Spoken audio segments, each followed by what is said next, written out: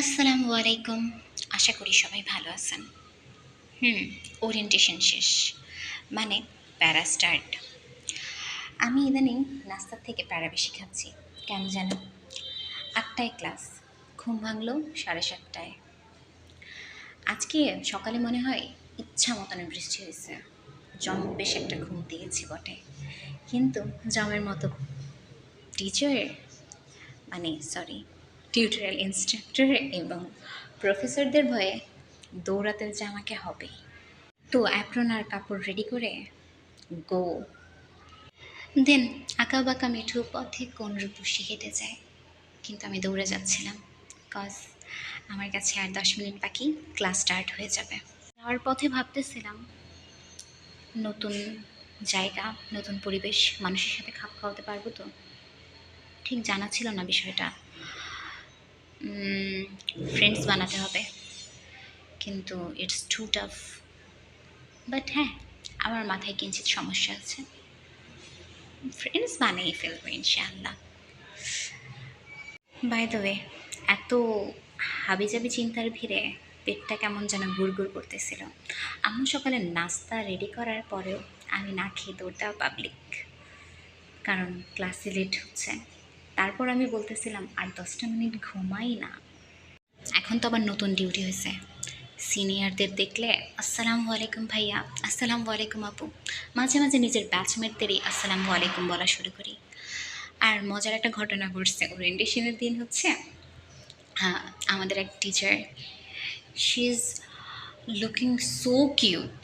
তো তাকে কে ভাববে যে সে টিচার? তো আমি আচানক বলে পড়ছি, আপু আপনাকে খুব সুন্দর লাগতেছে। ম্যাম বলে, আমি তোমাদের টিউটোরিয়াল ইনস্ট্রাক্টর। মানে এমনি বাস না দিলেও পারতো। অলরেডি লেট, আমি হসপিটাল গেটের মধ্য দিয়ে ক্যাম্পাস এরিয়াতে পৌঁছাবো। এই জন্য চলো হাঁটা যাক।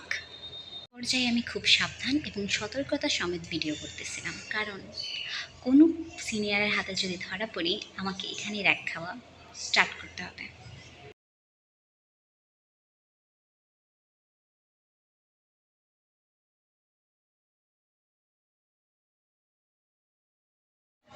হসপিটাল স্টাফদের দেখতে দেখতে চলে গেলাম ক্যাম্পাসের দিকে।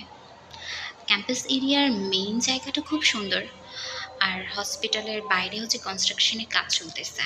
সিঁড়িটা খুব ভাঙা এবং এবড়ো থেবড়ো ছিল।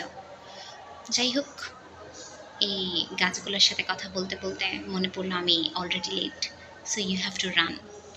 দেন তাড়াতাড়ি পা চালালাম, কারণ ফার্স্ট ক্লাসটাই মেবি হচ্ছে অ্যানাটমি ছিল। অ্যানাটমি আমার মারাত্মক favourite. By the way, anatomy ক্লাসটা কিন্তু আজকে অনেক ভালো ছিল। আজকে টার্মিনোলজি পড়ানো হয়েছে, মানে যে ব্যতিক্রমী ধর্মী কিছু ওয়ার্ড আছে যেটা একমাত্র মেডিকেল স্টুডেন্টদের বোঝার জন্য। কথা বলতে বলতে হচ্ছে ক্যাম্পাসের সামনের যে ওভারব্রিজ আছে সেটার সামনে এসে পড়েছি। এটা আমার ক্যাম্পাস প্রাঙ্গণ, যেটা দেখানোর মোটেও সময় নাই। I have to run.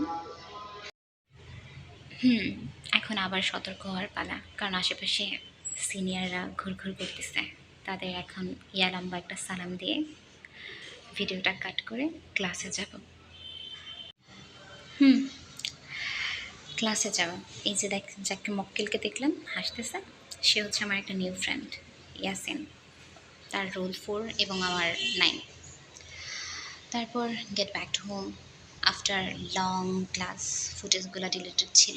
Biochemistry ma'am হচ্ছে 2টা শিট ধরায় দিছে, এত মোটা মোটা, যেটা আজকের মধ্যে পড়া লাগবে। দেন ভাবলাম যে ফ্রাস্ট্রেটেড না হয়ে এখান থেকে মুভ করো, আম্মু কত মজার জাম ভর্তা বানাইছে সেটা টেস্ট করা যাক। দেন গাছগুলোকে দেখলাম, একটা জবা ফুল ঝরে পড়ছে, সেটা এনে ফ্রিজে রাখলাম, মাথায় তেলের সাথে দিতে কাজে লাগবে। এই তো গোলাপগুলাকে দেখে আজকের মতো শেষ। দেখি পড়তে বসতে হবে। Bye bye.